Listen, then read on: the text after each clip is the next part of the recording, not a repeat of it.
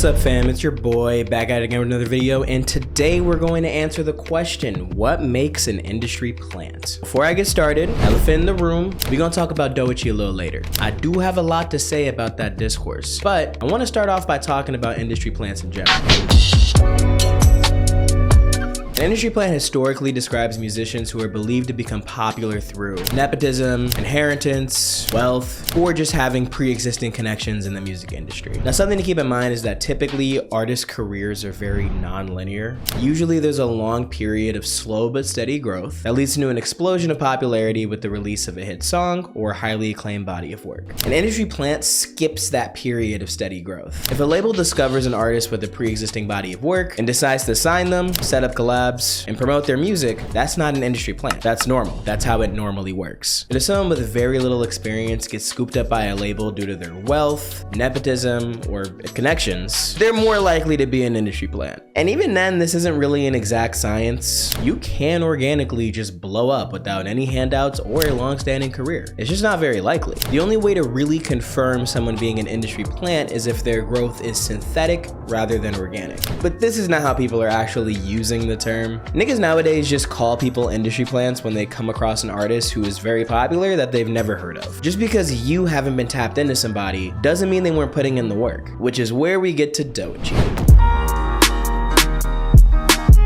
As of late, Doechii has been getting non-stop allegations of being an industry plant. Assuming this argument is being made in good faith, it's still kind of stupid. She has a long-standing, documented career of consistent output before being signed to TDE in 2022. She had some songs and features that broke her out of her bubble, and over time, she built a dedicated fan base. If you've been listening to some of the artists like the Sabas, the Sminos, the No Names, those artists who aren't necessarily in the mainstream but aren't necessarily underground either, you would have seen her popping up all over the place. Eventually in 2024, after being signed, she dropped her breakout mixtape Alligator Bites Never Heal, which had a major hit with The Nile is a River and was widely considered to be pretty good by most hip-hop commentators. And then after that, an older cult favorite song that she released 5 years ago got released on DSPs and blew her up even more. Now let me be clear.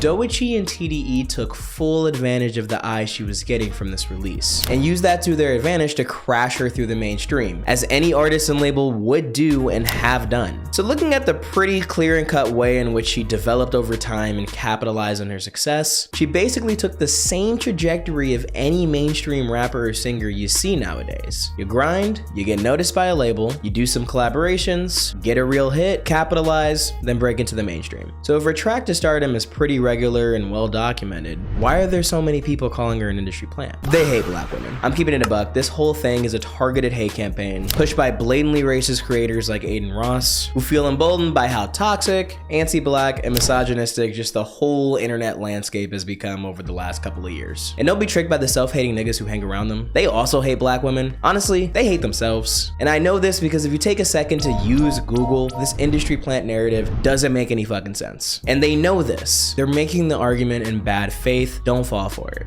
Moving past Doechii specifically, the idea of an industry plant in general is already starting to get shaky. The industry itself doesn't gatekeep breaking into the mainstream the same way that it used to because it can't. We've seen time and time again that artists with small catalogs and no backing can just go viral off a song or a gimmick and then just snowball that into a career. Not to say that industry backing can't be the make or break, you know, because they can fund your projects and market you. It just isn't necessarily the bottleneck that it used to be. Industry plant has just become a flanderized version of itself. Any complex or nuanced arguments about how smaller artists can break into the industry are lost on using this term to slander artists who you don't like. And while I'm not saying that industry plants don't exist, you can see by all the hoops I had to describe earlier to even try to figure out who classifies as an industry plant or not, that the term itself isn't all that useful. I think there should continue to be a stigma against synthetic growth, and we should prop up artists who are pushing for organic growth and love the craft. Hope this video helped you understand the discourse a little bit more. At the end of the day, in my opinion, what matters is the music. You're always going to be able to tell if an artist loves what they do and are doing their best to push the envelope forward. And please don't let these niggas bog you down with their agendas and hate. They're miserable. Anyways, drop a like and subscribe, follow the socials, and thank you for watching.